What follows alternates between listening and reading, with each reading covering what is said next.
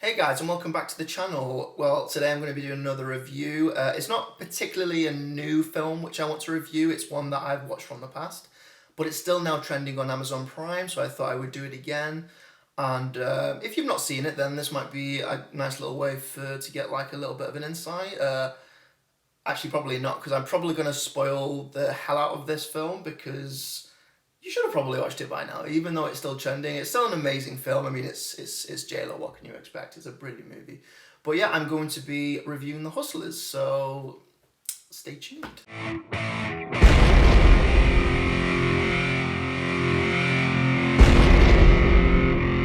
So yeah, I'm going to be doing The Hustlers. So it starts off with this stripper called Destiny. So Destiny is played by Constance and she's pretty much the new girl on the block. She's finding it difficult to begin with, and she meets this kind of next level stripper that's just kind of raking all the money in. She's really good at what she does. And Destiny, she really kind of takes to her. She kind of befriends her. They become really good friends. I mean, when you see her pole dancing, she's just outstanding. She's just absolutely mesmerizing. You just can't take your eyes off her. And she's definitely one of the reasons why people would probably watch this movie. I mean, the story, I'll get more into the story in a little bit later. But yeah, J-Lo, absolutely brilliant. 10 out of 10 for performance, honestly. Really good, really good. So Destiny and Ramona become friends, and she takes her under her wing. She kind of shows her the ropes, how to actually get more money out of the guys that are there. And just to show a few tricks, dance moves, or whatever it is, she's just kind of there to help her. For those of you that don't already know, Cardi B is actually a stripper in this movie as well, which I kind of didn't realise at first, but yeah, she's a stripper in this. So Ramona does know how to play the game. She's kind of like the mother, she's like the master of her craft. She knows exactly what the men want and how to basically pursue them and get money out of them. She knows what type of men there are, if they're CEOs, CFOs, if they're corporate bankers. She just basically knows how to pursue men. That's basically why people kind of take to her, because she can deliver, she can get money. And there's this scene where you kind of see her for the very first time, and she's just mesmerizing. She's on this pole, everybody's watching her, and all these men that are just kind of gathered around her, just throwing ones at her literally constantly. And afterwards, she's just literally got her hands full of money, and there must be at least $200-300 there. And you can obviously see why people take to her, especially the strippers, because they want that. They want that kind of money. Of course they do.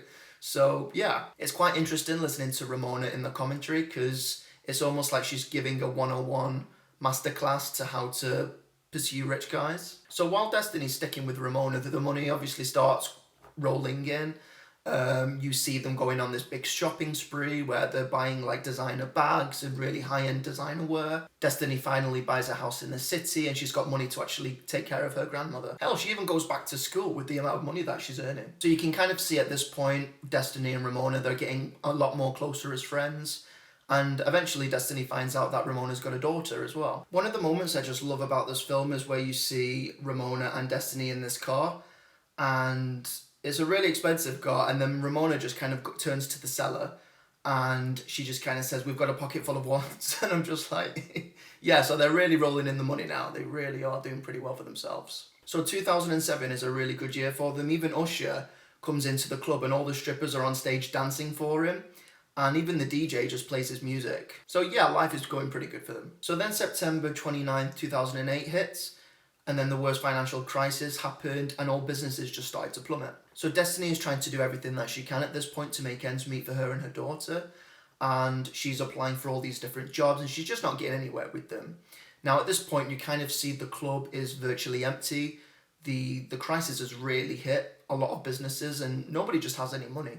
Even all the other girls are just finding it hard and trying to find daytime jobs, and again, they're just in the same kind of situation. It's just hard for everybody. So the term fishing is introduced, where the strippers go out and reel the men into the clubs. Business is okay, but they really need to up their game because it's just not quite working. So Ramona comes up with this idea that really means that they'll have to up their game. And the way she does this is introducing drugs to the whole scenario, basically, which, what can go wrong, right? This is the side hustle, basically. According to Ramona, everybody was doing this post-2008, so they're desperate, aren't they? You know, what can I say?